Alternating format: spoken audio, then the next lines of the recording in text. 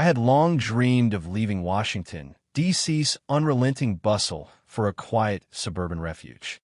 So when I finally found a house in Greenwick Ridge, a beautiful residential community about an hour outside the city, I was overjoyed. The gently rolling hills, tree-lined avenues, and spacious backyards painted a serene picture. There was even a local farmers market that popped up every Saturday on the community green, fostering a warm sense of togetherness among neighbors. What most people in Greenwick Ridge didn't know, however, was that I was the newly appointed Secretary of Agriculture. My name is Avery Dawson, and I prefer to keep my professional life low profile, especially among neighbors. The public saw me at press conferences, traveling to rural communities around the country, championing sustainable farming practices. But here in Greenwick Ridge, I simply wanted to blend in, to enjoy the perks of a suburban life, savor the local produce at the farmer's market, and watch the fireflies with my partner, Elena, during lazy summer evenings. For the first few weeks, it was bliss. I greet neighbors on my morning runs and chat with local vendors at the market. Elena, an environmental lawyer, planned to start a small flower garden. We both relished the refreshing change from the frenetic pace of city politics. But there was a snag in this idyllic picture: the Greenwick Ridge Homeowners Association. Like many HOAs, it came with an ever-expanding list of regulations about lawn decorations, trash pickup, and how long a guest could park on the street. These rules seemed innocuous at first, a typical effort to maintain property values and neighborhood uniformity. Yet, as we quickly discovered, the HOA had an unspoken commander, a middle-aged woman named Joan Underwood, whom everyone affectionately called Karen behind her back. She wasn't officially the HOA president. That position was held by a mild-mannered retiree who rarely voiced any strong opinions. Joan, on the other hand, served as the HOA's policy and compliance chair, and her influence seemed limitless. She appeared to relish brandishing the HOA rulebook whenever she spotted an infraction. I caught my first glimpse of Joan's meddlesome nature on an unseasonably warm April afternoon. Elena and I were repotting herbs on our front porch when we noticed an imposing figure marching across our lawn, a clipboard in hand. She wore her salt and pepper hair in a stiff bob, her lips pursed as though perpetually tasting something sour. "Afternoon," she greeted in a clipped tone. "I'm Joan Underwood, Policy and Compliance Chair of the Greenwick Ridge Homeowners Association." Elena and I offered friendly smiles. "Nice to meet you, Ms. Underwood," I said. "I'm Avery, and this is my partner, Elena. We just moved in a few weeks ago." She barely acknowledged our introduction, her eyes already roving over the porch. "I see you're planting herbs." "Yes," Elena said, wiping potting soil off her hands. "Chives, basil, thyme, wonderful for cooking." Ms. Underwood, Karen, sniffed. "I'm sure it's fine, as long as they're kept in appropriate containers. Remember, the HOA guidelines require uniform appearances on front porches. No unsightly plastic pots." I glanced at our decorative ceramic pots. Certainly not plastic. Before I could respond, she continued, "We like to maintain a certain aesthetic for the neighborhood. I trust you'll keep everything in compliance." Her tone bristled with condescension. Elena and I exchanged a look. We had encountered firm HOAs before, but Karen's attitude signaled something deeper, an almost personal obsession with controlling every detail. After a curt nod, she marched off, presumably to conduct more compliance checks along the street. As we watched her leave, Elena sighed. "She's intense. Let's hope we don't get on her bad side." Little did we know how soon we'd face that exact dilemma, nor how it would lead to the entire farmers market being banned. One of the highlights of Greenwick Ridge was the weekly farmers market that set up near the old bandstand in the community green. Every Saturday morning, local growers, bakers, and artisans brought crates of fresh fruits, vegetables, homemade jams, and handcrafted items.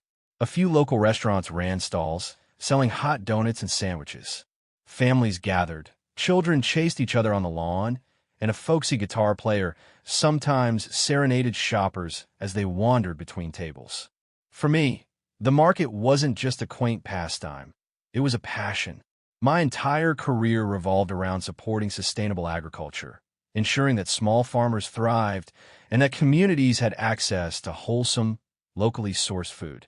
Each stall at the Greenwick Ridge Market represented a microcosm of what I fought for every day on a national scale. I quickly befriended many of the vendors. Clara and Henry Sims, an older couple who'd run a small vegetable farm for decades, sold the sweetest carrots and crispest lettuce I'd tasted in a while. Miguel Vasquez, a third-generation beekeeper, sold raw honey so floral it transported me to wildflower fields each time I tasted it. And Diane Patel, a shy but gifted baker, showcased aromatic loaves infused with herbs grown right in her backyard. The sense of community at the market was tangible. Even those not particularly interested in produce would come by to chat, sample treats, or listen to the music. Kids learned about vegetables and farming. Parents caught up on local gossip. For me and Elena, it was a slice of true suburban life. But Karen's presence cast a slight shadow even here. She would arrive every few weeks, arms folded, scanning stalls for code violations. Sometimes, she confronted a vendor if their stall setup exceeded permitted dimensions or if she deemed a certain sign too large. While exasperating, these demands felt more like typical HOA nitpicks. Vendors often grumbled but complied, anxious to avoid fines or the threat of banishment from the market. I remained quietly watchful. I didn't want to reveal my position yet.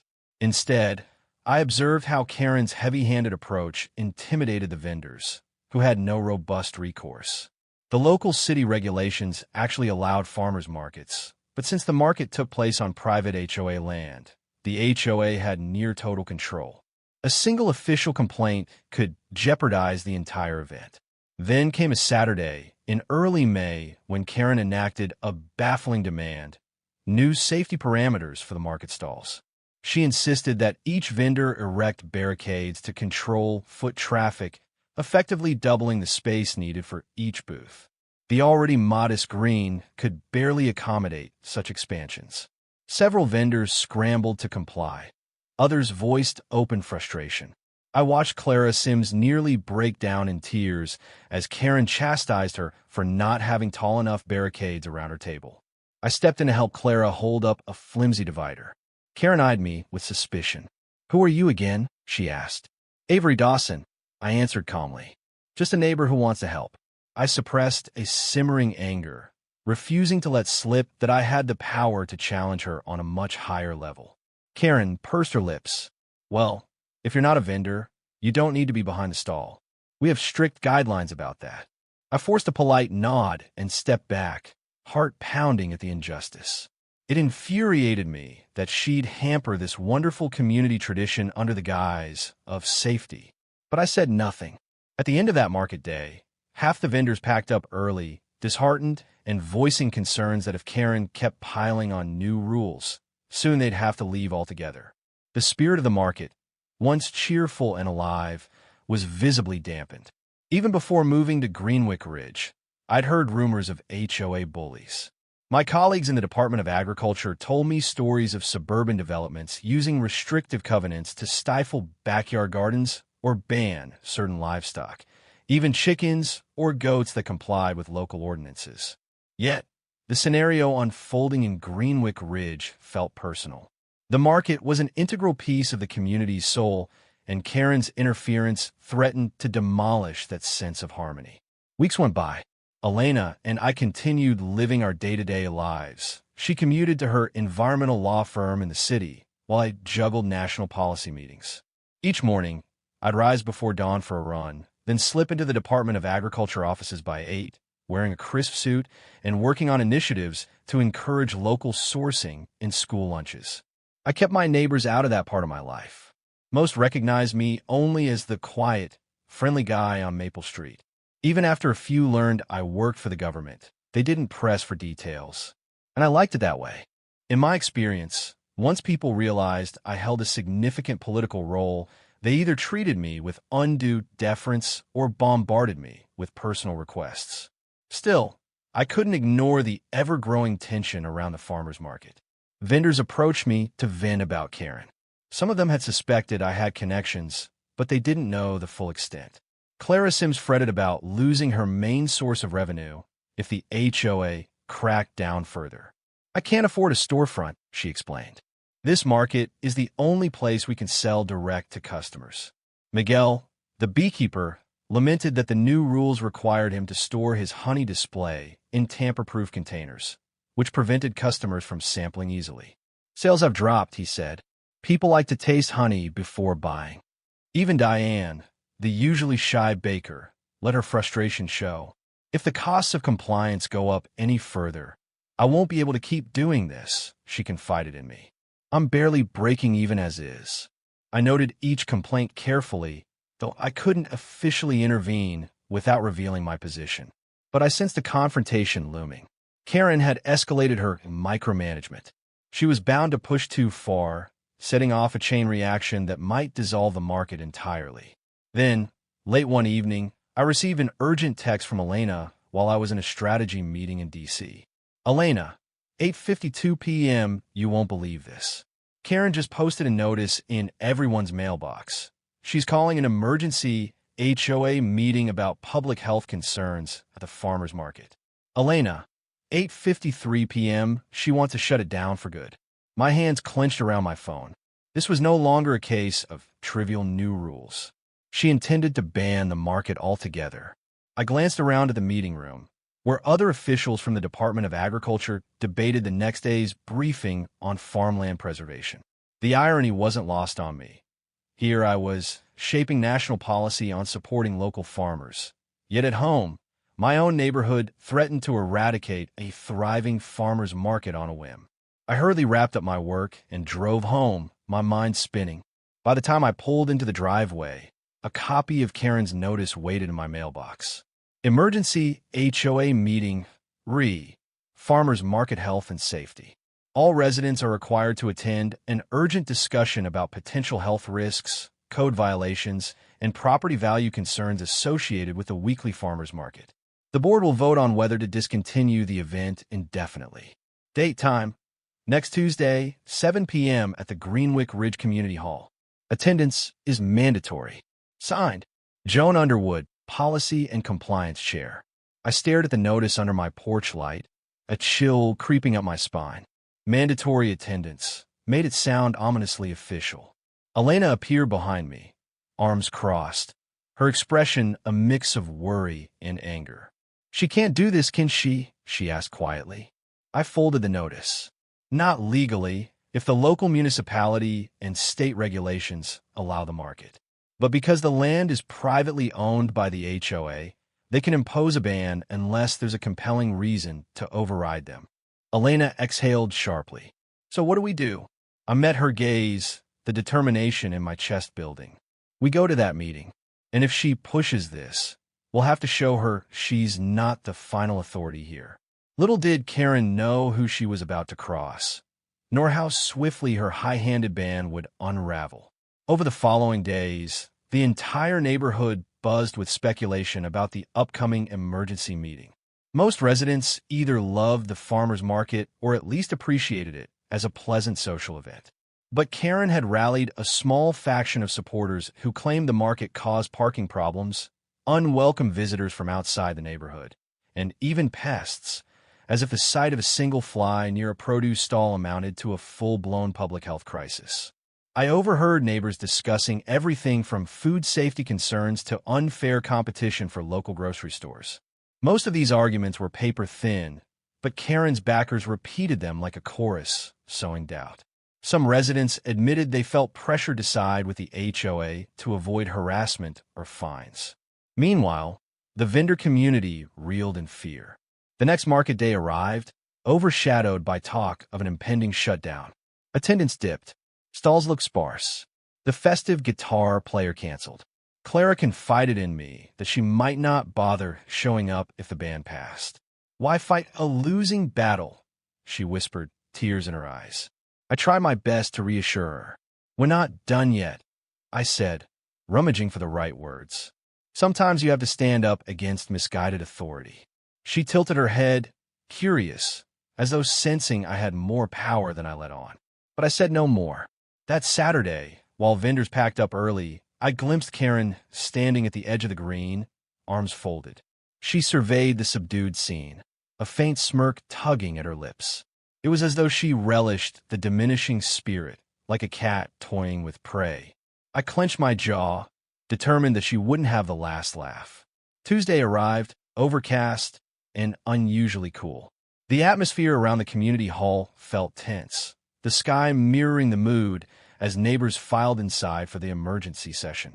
Some carried printed petitions to save the market, while others wore resigned expressions. I noticed a handful of Karen's staunch allies, including a real estate agent who believed that outsiders lowered property values and a newly elected board treasurer who supported streamlining budgets by eliminating events not generating HOA revenue. The meeting room itself was large enough for over 100 people, rows of folding chairs facing a long table at the front. The entire HOA board sat there, including the figurehead president, a kindly older man named Richard Conrad, who always looked overwhelmed by conflict. Flanking him was Karen, face steeled in determination, a stack of papers neatly arranged in front of her. Several other board members shifted uncomfortably, caught in the crossfire. I slipped into a seat near the back. Elena joined me, along with Clara and Henry Sims. Other vendors who lived within the neighborhood also came, hoping to defend their livelihood. Mr. Conrad cleared his throat. Thank you all for coming. I know this is short notice, but Ms. Underwood has raised some serious concerns about the farmers market. He cast a worried glance at Karen, who nodded curtly. We'll have an open discussion, then a board vote, as required by HOA procedures. Karen rose, smoothing her blazer. Good evening, neighbors. As policy and compliance chair, it's my responsibility to ensure that all community events adhere to health, safety, and property standards. It's with regret that I must report multiple violations at the weekly farmers market: unauthorized commercial activity, unsanitary conditions, and potential liability risks. Our community's insurance policy is at stake. A ripple of whispers passed through the crowd. A few gasps, a few eye rolls. I noted Elena's indignant glare. Karen pressed on. Therefore, I propose that effective immediately, the farmers market be suspended indefinitely, until and unless the vendors secure proper approvals, rectify all health and safety hazards, and pay any associated fees. We cannot risk our property values and the well-being of our residents for an event that primarily benefits outsiders and non-residents. She ended with a triumphant lift of her chin. Mr. Conrad sighed heavily. We'll open the floor to questions. Hands shot up. The first to speak was an older woman, Ms. Layton. Karen, I've lived here 20 years, and that market is the best thing that's happened to our neighborhood. People love it. Why are you calling it unsanitary? No one's gotten sick. Karen's lips curled. We've had multiple complaints of pests, flies on produce, birds pecking at uncovered goods. And let's not forget the uncovered trash bins. That alone can attract rodents. Miguel Vasquez piped up. With all due respect, Ms. Underwood, I've never seen rodents near my honey stand. I keep it impeccably sealed. Karen shrugged dismissively. Not all stands are as diligent, Mr. Vasquez. Another neighbor, Ms. Tan, questioned the unauthorized commercial activity angle. Karen claimed the vendors lacked proper licensing to sell on HOA property. Clara rose from her seat, voice trembling but firm, explaining how she and her husband had all the necessary state permits for direct farm sales. We pay taxes on our produce, she said. We're not breaking any laws. Karen responded, perhaps not state laws, but the HOA has its own bylaws, which are quite clear that any commercial use of common areas requires explicit written approval from the board. This back and forth continued, with Karen systematically batting down each defense. She read from the rulebook with the air of an emperor reciting decrees. To my dismay, the board members, except for one or two, seemed too timid to challenge her. Mr. Conrad fiddled with his pen, rarely interjecting. Finally, I raised my hand. Karen eyed me warily. Yes. I stood, clearing my throat. I'm Avery Dawson, new to the neighborhood. I've enjoyed the farmers market since moving here, as have many neighbors. I'd like to know what evidence you have of actual health risks. Do we have any documented foodborne illnesses? Any official health department citations? Karen blinked. We haven't had a citation yet, but we must act preemptively. We can't wait for a tragedy to occur before we shut it down. I nodded calmly. Understood. However, the local health department can perform inspections. If the market meets state guidelines, I see no reason the HOA should override it. Also, many of these vendors rely on the market for income. It's not just an event, it's part of their livelihood. She narrowed her eyes. What do you do for a living, Mr. Dawson? Pardon me if that's too personal, but you seem quite passionate. Do you have some stake in the market? My heart pounded. This was the moment. I could deflect or come clean. But a small voice in my head nudged. Sometimes, you can't win a fight by staying in the shadows. I took a breath. I work in agriculture policy, I said, choosing a middle path. And I'm well aware that local markets are crucial for many farmers. They strengthen communities, support sustainable practices, and provide fresh, healthy food. So yes, I'm passionate. Karen's gaze flickered. Agriculture policy. So you're a bureaucrat? I merely smiled politely, ignoring the jab. You could say that. She scoffed. Well, this is Greenwick Ridge, Mr. Dawson. We have rules. Bureaucratic position or not, the HOA has final say on what happens on our private property. The tension in the room was palpable. Before I could reply, Mr. Conrad gently tapped the microphone. All right, let's keep this civil. Are there any more comments before the board votes? Hands still hung in the air, but Karen swiftly moved to close debate. The board members shuffled their papers. In a hush, I realized Karen had strategically choreographed this meeting to minimize dissent. Sure enough, Mr. Conrad called for a show of hands. The board members raised them. By a narrow majority, 4-3, they approved Karen's motion. Effective immediately, the farmers' market was banned. A shocked silence fell. Then came outbursts, gasps, and scattered protests. I heard Clara stifle a sob. Elena squeezed my arm, fuming. Karen simply stood at the front, chin high, as if she delivered a righteous verdict. Order, Mr. Conrad said shakily. The motion passes. The market is suspended. Well, we'll send out official notices with details. Karen allowed herself a thin smile. This is for the best of the community, she proclaimed. We appreciate your cooperation. Just like that, it was over, or so she thought. In the days following the ban, Greenwick Ridge descended into turmoil. Vendors scrambled for alternatives. Some tried hawking produce from their driveways, but Karen promptly sent them cease and desist letters citing unapproved home-based businesses. The weekly convivial atmosphere disappeared overnight. Instead of meeting over fresh fruit and cheerful banter, neighbors huddled in their homes, resentful and powerless. Small flyers appeared on bulletin boards. Save our market.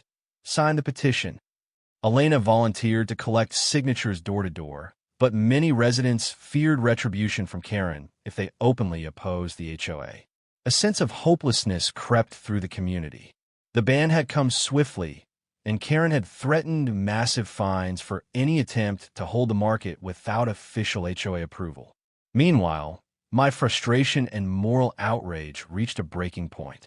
I had planned to keep my position low profile, but it was time to deploy my real authority, carefully. I spoke with Elena one evening as we sat on our porch, the once busy street eerily quiet. I can't watch this happen, I said. Karen's basically driving small farmers out of business under false pretexts. Elena nodded. So what's our move? I exhaled slowly. The HOA is a private entity, but they're not above state law or federal regulations. If the market is compliant with health codes and has the necessary permits, the HOA can't just ban it without a valid reason. That's where I come in. This isn't just petty politics. It's interfering with interstate commerce, local livelihoods, and more. She placed a hand on mine. You're the Secretary of Agriculture. You can mobilize resources, push for an official inspection, or highlight Karen's misuse of her authority. But won't that become a major news story? I shrugged grimly. Maybe, but we might not have a choice. I'll start by contacting the state's Agricultural Extension Office, then the local Department of Health. If everything checks out, and I know it will, Karen's ban lacks any lawful foundation. We can override the HOA's rule if it's found to be arbitrary and damaging to licensed farmers. Elena gave a resolute nod. Then let's do it. That night, I quietly reached out to a few trusted colleagues in the state agriculture department. They agreed to discreetly investigate the situation. Meanwhile, I prepared to leverage my own standing. If Karen discovered I was the Secretary of Agriculture, I knew she'd lash out. But the time for secrecy was done. A few days later, an official health inspector arrived in Greenwick Ridge. He carried a checklist for farmers markets. Though the market was technically defunct at the moment, he met with vendors to verify their compliance with standard guidelines. Clara and Henry showed him their produce handling procedures, explaining the typical setup. Miguel displayed his honey production process. The inspector found 0 red flags. Simultaneously, the local extension agent from the state's agriculture office reviewed the vendors' licenses. All were valid. She concluded that, from a state perspective, the market was perfectly legitimate. The only obstacle was the HOA's ban. Word of these investigations spread. Karen got wind of it, and her paranoia flared. She confronted me on my front lawn one morning as I was loading my car for work. "I see the local health department's been snooping around," she snapped. "You wouldn't happen to know anything about that, would you, Mr. Agriculture Policy?" I calmly shut the trunk. "They have a right to look into the matter. If you have no wrongdoing, there's nothing to worry about, Ms. Underwood." Her cheeks reddened. "Don't patronize me. This is my neighborhood. You can't just call in government officials to override an HOA decision. We have bylaws." I met her gaze. "Yes, but your bylaws must still adhere to state and federal standards. You can't arbitrarily ban lawful commerce, especially if it's been proven safe. You might want to revisit your stance before it backfires." She glowered. "Is that a threat?" I let out a measured sigh. "I'm simply advising you to be open to reconsideration. The farmers market has no documented health violations, so the ban appears misguided." Karen's hands balled into fists at her sides. For a second, she looked as if she might unleash a barrage of angry words. Instead, she pointed a trembling finger at me. "I won't be intimidated by you or your bureaucrat cronies. This is private property. The HOA has the final say." Then she spun on her heel and stormed off. I watched her retreating figure, aware that the conflict had escalated. But behind my car window, a file of official findings lay waiting, each page undermining Karen's entire premise. The stage was set for a showdown she never anticipated. 2 weeks after the ban, an unexpected opportunity emerged. A local TV station learned about the farmers market controversy, likely through a disgruntled vendor or a neighbor outraged by Karen's tactics. They arranged a small news segment, hoping to cover the dispute from both sides. Karen, apparently relishing the chance to portray herself as a responsible community guardian, agreed to an on-camera interview outside the shuttered market space. She spoke with grave seriousness about protecting property values and residents from potential contamination. Then, the reporter sought input from the vendors, who disputed her claims, asserting their compliance and the needless damage done by the ban. I watched the broadcast from my living room, shoulders tense. Karen sounded so plausible, referencing expert opinions, none cited, and multiple rodent sightings, no evidence. She even hinted the vendors were an unregulated group who threatened to degrade the neighborhood's safety. The camera panned across sad, empty stalls behind her. Though I itched to jump into the fray, I held back. My colleagues at the State Agriculture Office had already compiled a robust report refuting her allegations. We planned to present the official findings at the next HOA meeting, which Karen was forced to schedule due to mounting pressure from residents furious at losing their beloved market. That second meeting was set for a Thursday night in late June, precisely a month after the ban took effect. This time, the crowd was even larger. The tension in the community hall felt electric, everyone aware that something big was about to happen.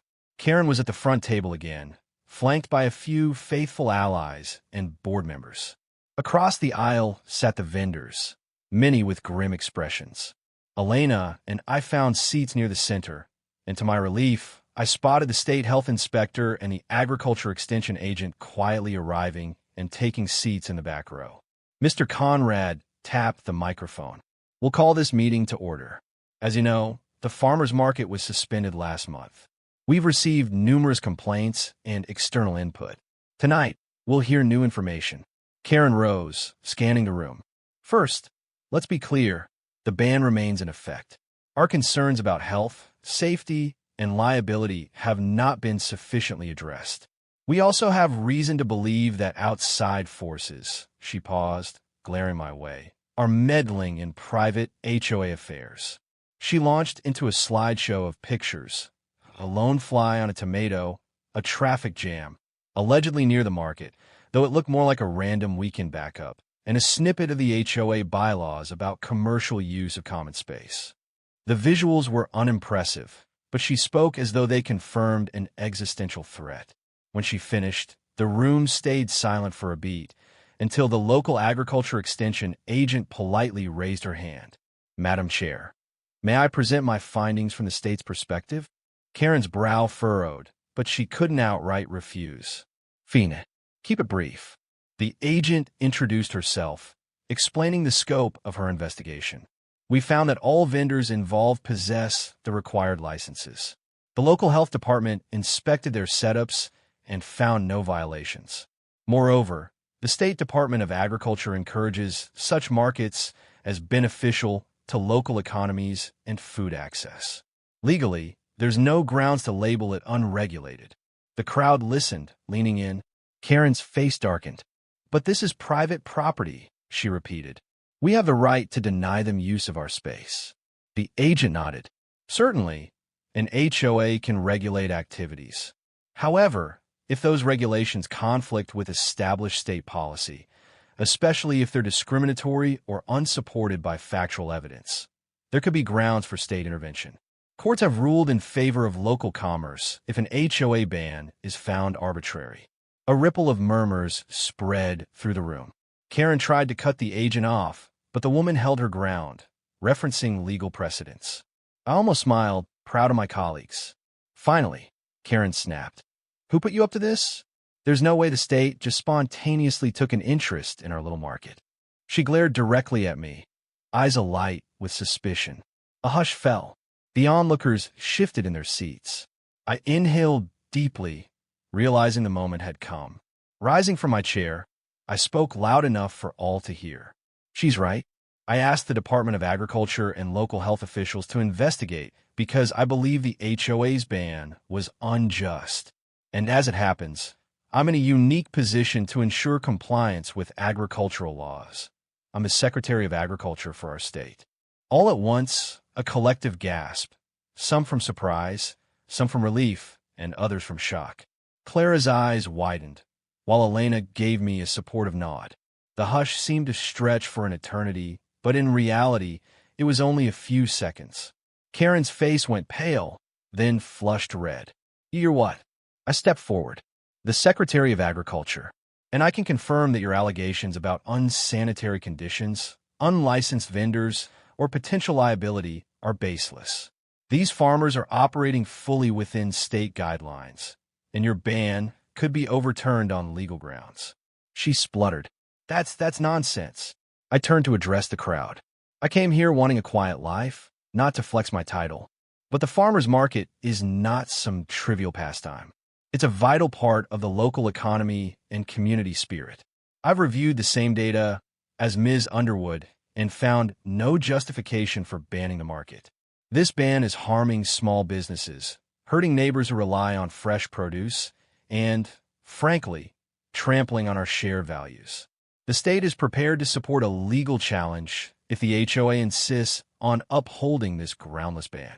A wave of applause erupted, growing louder as more people joined in.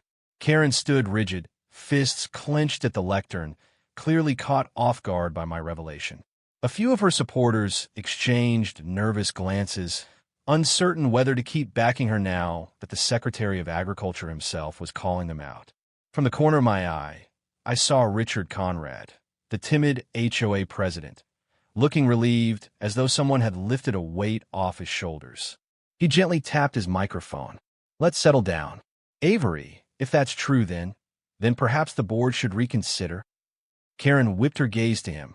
Richard, you can't just. But the momentum was already shifting. One board member raised her hand, proposing that they rescind the ban to avoid legal entanglements. Another nodded, urging compromise. The hum of the crowd suggested that many residents supported a quick restoration of the market. Karen fought desperately. We can't let outsiders dictate how we run our neighborhood. We have the right. But her arguments fell on deaf ears. She had lost the moral high ground. People saw the pettiness for what it was, a personal vendetta disguised as community welfare. I stepped aside, letting the board debate. Mr. Conrad huddled with the other members, ignoring Karen's furious whispers. Eventually, after a tense exchange, he turned to the microphone. By a majority vote of the board, he announced, we move to lift the ban on the farmers market, effective immediately. We'll coordinate with the state agriculture department to confirm compliance, but the market can resume as early as next weekend. The room erupted in cheers. Vendors embraced each other. Residents clapped and hooped. Karen stood frozen, mouth agape, robbed of her usual brash authority. In that moment, every slight smugness I'd felt toward her melted into something akin to pity.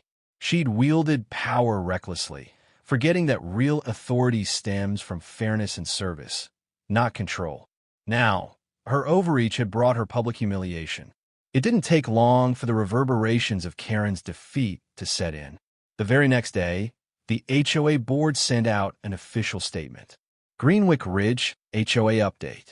Effective immediately, the prohibition on the weekly farmers market is lifted, pending a brief review of updated safety measures and vendor compliance. We appreciate neighbors' patience and look forward to restoring this valued community event. Signed by Richard Conrad, President. Karen's name was conspicuously absent from the notice. Rumor had it the board gave her a stern reprimand, warning that if she continued issuing unilateral bans, she'd be stripped of her policy and compliance position. Some whispered she was on the verge of resignation. As for the farmers market, it roared back to life. Clara and Henry spent the following week prepping their best produce for the big return. Miguel churned out extra batches of honey. Diane baked a special comeback loaf. Excitement pulsed through the neighborhood. People anticipated the first reinstated market day like a holiday, curious if it could recapture its former spirit. Elena and I strolled to the green on that sunny Saturday morning, greeted by the sight of brightly colored stalls, friendly chatter, and the sweet aroma of fresh bread. Families sprawled on picnic blankets, sampling fruits and playing games. The guitar player had returned, serenading passers-by with a lively folk tune. It was as if the ban had never happened, though, in truth, the appreciation for the market felt stronger than ever. Clara beamed at me from behind her booth, a tear in her eye. Avery, Secretary Dawson, she corrected shyly. I don't know how to thank you. I smiled. Just keep growing the best vegetables around. And remember, it's your dedication that keeps this market thriving. At Miguel's stall, Elena and I picked up 2 jars of wildflower honey. He refused to accept payment. On the house, he insisted. For what you did. I tried to protest, but he chuckled. Don't even try, Mr. Secretary. I owe you more than I can ever repay. As we wandered from stall to stall, neighbors approached, thanking me, shaking hands or offering tokens of gratitude. A loaf of bread here, a bouquet of flowers there. I accepted graciously, though I made it clear that no one was required to treat me special. We were all just community members now, united in preserving something we loved. Meanwhile, Karen was nowhere to be seen. Some said she was licking her wounds at home. A few speculated she might appear to find new reasons to nitpick. Yet she never showed up that day. Perhaps she realized how futile it would be to confront a crowd that had decisively turned against her meddling. The day ended on a triumphant note. Vendor after vendor reported strong sales. Families lingered under the shade of oak trees, listening to music. Laughter rang out. One would never guess that a month earlier, this vibrant gathering had been forcibly silenced. Over the next few weeks, life in Greenwick Ridge settled into a new normal. The farmers market, free from Karen's oppressive rules, thrived. The board, Having recognized the market's popularity and the questionable basis for the ban, drafted new, more reasonable guidelines. Vendors agreed to keep stalls tidy, store waste properly, and maintain their existing licenses, well within their abilities. As for Karen, her influence waned dramatically.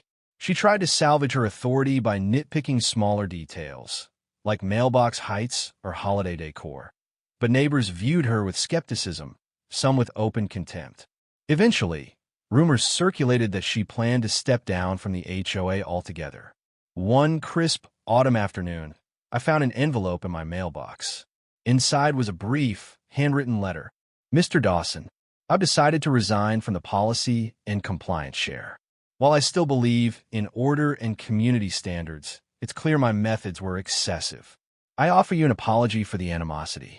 Joan Underwood. I reread the letter, uncertain whether to feel relief or sympathy. At least it signaled a step toward accountability. Elena, peering over my shoulder, said softly, "Guess she finally realized she crossed the line." A few weeks later, the newly installed policy and compliance chair, a younger mother named Rebecca Kim, who valued collaboration over intimidation, reached out to me. She wanted to organize a Greenwick Ridge Harvest Festival to celebrate the neighborhood's local produce and artisans. The event would be open to the public, featuring pumpkin carving, hay rides, cooking demonstrations, and a special expanded farmers market. She asked if I'd help promote it, given my background. I gladly agreed. By that point, my role as Secretary of Agriculture was widely known in Greenwick Ridge, but people treated me with a warm blend of respect and neighborly friendliness. No longer was I just the new guy on Maple Street. I was a recognized champion of local farming, and I'd earned that title right here, not in Washington's corridors. The Harvest Festival, held in mid-October, surpassed all expectations. Stalls overflowed with autumn produce, squash, apples, pumpkins, and local crafters displayed their handmade wares. Children giggled, their faces painted with fall-themed designs, while parents snapped photos. Music, laughter, and the savory scents of roasted corn and spiced cider filled the air. Mid-afternoon, as a gentle breeze rustled the turning leaves, Rebecca approached me at the center of the festival, microphone in hand. "Hey, Avery," she said, "would you do the honor of addressing everyone? Maybe share a few words on the importance of local food?" I hesitated briefly.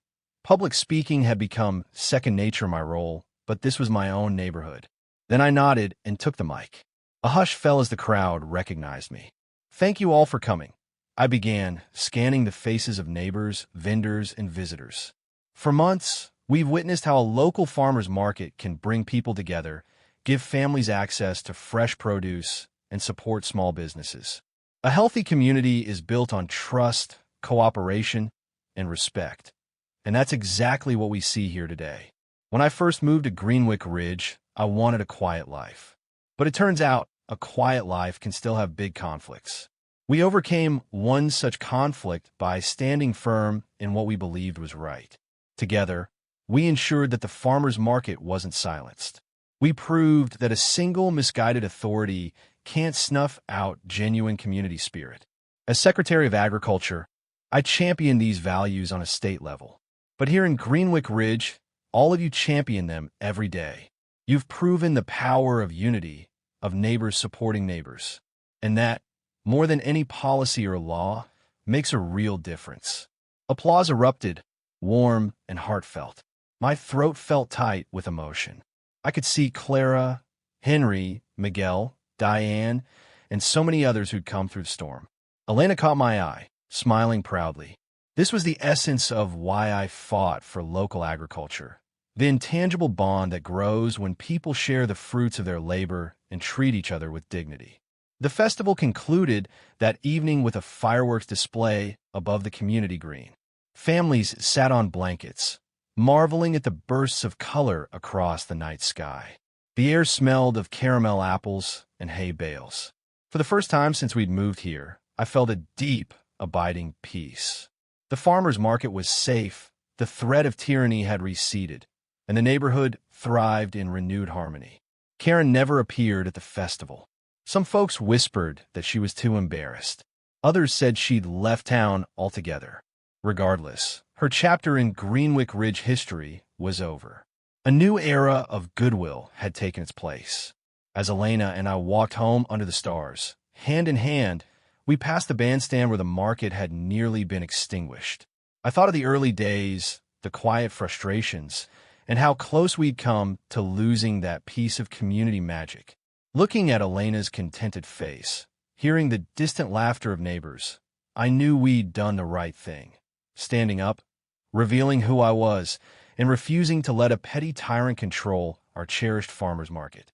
It wasn't the life of anonymity I'd once imagined, but it was in so many ways exactly where we belonged.